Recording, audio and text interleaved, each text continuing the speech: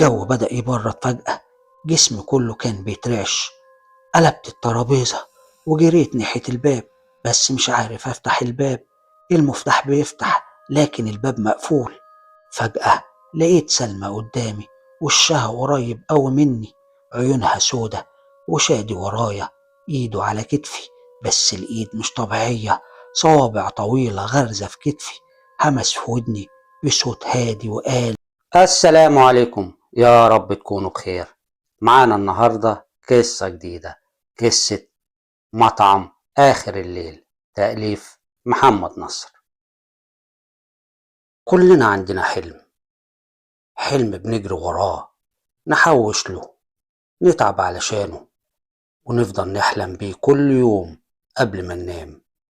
بس أوقات لما الحلم ده بيتحقق ما بيطلعش زي ما كنا متخيلين، بيتحول من حلم جميل لكابوس ما نقدرش نصحى منه. أنا كريم، شاب في أواخر التلاتينات، رجعت من الخليج بعد سنين طويلة من الشقة. حوشت شوية فلوس كويسة، كفاية قوي علشان أحقق حلمي القديم. طول عمري بحلم إني أفتح مطعم صغير وأعمل اللي بحبه. دورت كتير في القاهرة، وأخيرا لقيت محل في شارع جانبي هادي في حي شعبي، مش زحمة أوي زي وسط البلد، بس فيه حركة وناس رايحة وجاية. والميزة اللي فيه إنه كان مفتوح مطعم قبل كده، وتقريبا جاهز للشغل على طول، محتاج بس شوية صيانة وديكور. والإيجار كان رخيص والمكان عجبني. كان في عمارة قديمة بس ليها روح تشدك. في أول يوم كان معايا بواب العمارة، جيت أنظف وأجهز، لاحظت ريحة بخور قديمة طالعة من المطبخ. سألت البواب: الريحة دي منين يا عم الحاج؟ بصلي بنص عين وهو بيولع سيجارة وقال: ما تقلقش يا أستاذ كريم، المكان ده لناسه، ناس مش زي الناس اللي بره. ضحكت وقلت له: يعني ايه لناسه؟ ابتسم ابتسامة عريضة وقال: ناس بتحب الليل، ما بتظهرش غير ما بعد الكل ينام، وبعد ما الشمس تغيب هما بيجوا بس ياكلوا ويضحكوا، بس لو سمعتهم ما تردش عليهم. ضحكت ساعتها وما خدتش الكلام على محمل الجد، بس الريحة فضلت معايا طول اليوم، وكل ما افتح باب المطبخ احس ان في حاجة بتتحرك جوه، ودخان بيختفي لما افتح النور. انا كنت متحمس قوي، وبعمل كل حاجة بسرعة علشان افتح المطعم في اقرب وقت، وعملت اعلان على النت بدور على حد يشتغل معايا. وبعد يومين تقريبا الساعة 12 بالليل، عمال الصيانة خلصت شغل، وأنا كنت بجهز علشان أقفل وأروح. دخل عليا واحد وقال إنه جاي بخصوص الإعلان، وإنه جاهز يشتغل، وإنه معاه تيم كامل جاهز للشغل. وطبعا أنا رحبت بيه على طول. بعد أسبوع الفريق كله كان جاهز للشغل. شادي شاب جدع ومجتهد، دايما بيضحك وبيحب يحكي قصص عن الخليج. سلمى بنت هادية وجميلة، دمها خفيف، بتغني أغاني قديمة. رمزي ومنصور دول كانوا في حالهم ومش بيتكلموا كتير، دايما ساكتين. وأخيرا المطعم فتح، والإقبال كان حلو، بس مش زي ما تخيلت. من الصبح للمغرب مفيش زبون واحد. الشارع فيه ناس رايحة وجاية، بس مفيش حد بيبص للمطعم. الساعة 10 بالليل الكراسي تتملي فجأة، وضحك الناس يعلى، والمطعم كله يبقى زحمة. أنا بدأت أفهم طريقة الشغل وغيرت مواعيد العمل. شغلي كله كان في الليل، مع إني كنت مستغرب من ده، لكن كنت شغال. مع مرور الوقت ابتديت ألاحظ طريقة معاملة الزباين مع العمال عندي في المطعم. كنت أحيانا أحس إنهم يعرفوا بعض من زمان، وساعات أحس إن في بينهم أسرار. ومع مرور الوقت أكتر لاحظت إن الزباين هي نفس الناس، نفس اللبس، حتى نفس نوع الأكل اللي بيطلبوه كل يوم. والأغرب إني لما كنت أحاول أكلم أي زبون ما كانش يرد عليا.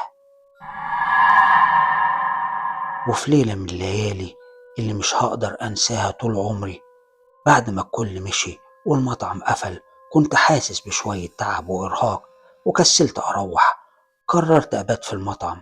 قفلت الأبواب زي كل ليلة، وفجأة سمعت صوت الكراسي بتتحرك وأصوات خطوات داخل المطعم، بس الباب مقفول. النور بدأ يولع لوحده والمطبخ اشتغل. صوت الأطباق والسكاكين، ريحة الأكل طالعة.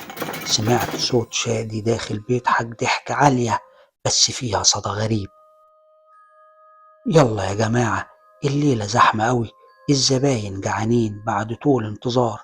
خرجت فجأة وأنا مش فاهم إيه اللي بيحصل، وصرخت بصوت عالي: انتوا بتعملوا إيه هنا والمكان مقفول؟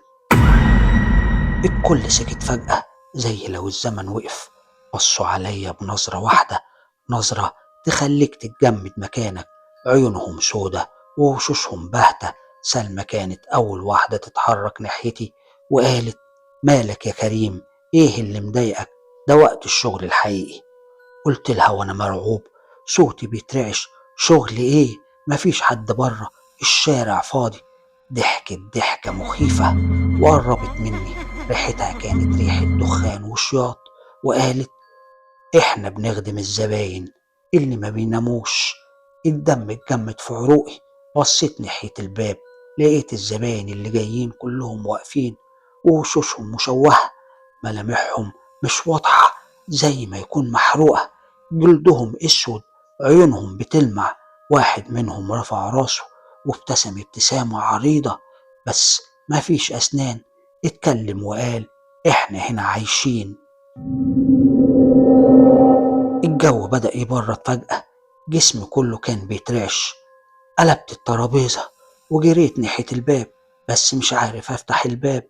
المفتاح بيفتح لكن الباب مقفول. فجأة لقيت سلمى قدامي، وشها قريب أوي مني، عيونها سودة، وشادي ورايا، إيده على كتفي، بس الإيد مش طبيعية، صوابع طويلة غارزة في كتفي.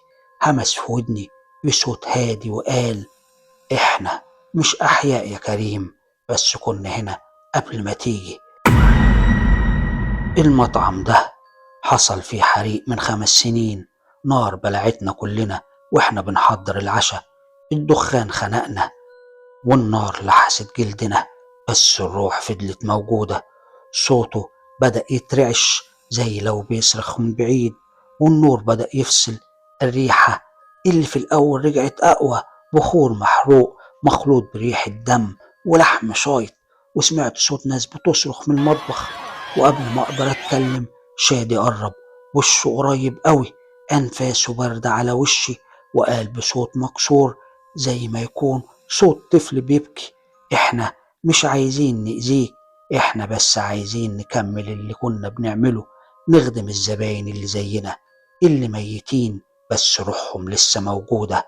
تعال معانا، هتبقى واحد مننا، مش هتحس بالوحدة تاني. فجأة النور كله طفى والضلمة غطت على كل حاجة، وسمعت صوت صرخة قوية. رمزي كان بيصرخ ويقول: النار رجعت، النار رجعت. وشميت ريحة دخان يخنق، وسمعت خطوات بتقرب مني، خطوات تقيلة مرعبة. جريت على الباب في الضلمة، ايدي بتلمس الحيطة اللي كلها حرارة زي ما يكون نار طالعة منها.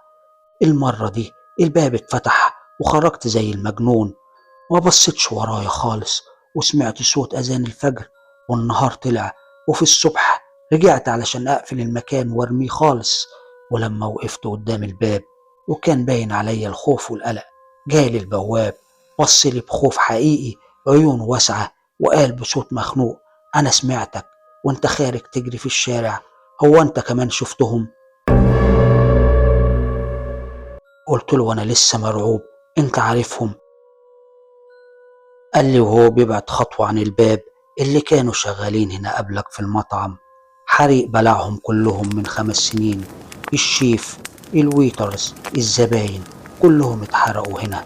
والشرطة قالت انفجار غاز، بس الناس هنا بتقول دي لعنة. وهم رجعوا. ومن يومها مش قادر أنام بالليل، الريحة لسه بتيجي في منامي، وأحيانا لما أقفل عيوني أسمع صوت شادي بيضحك ويقول: يلا يا كريم، الزحمة بدأت.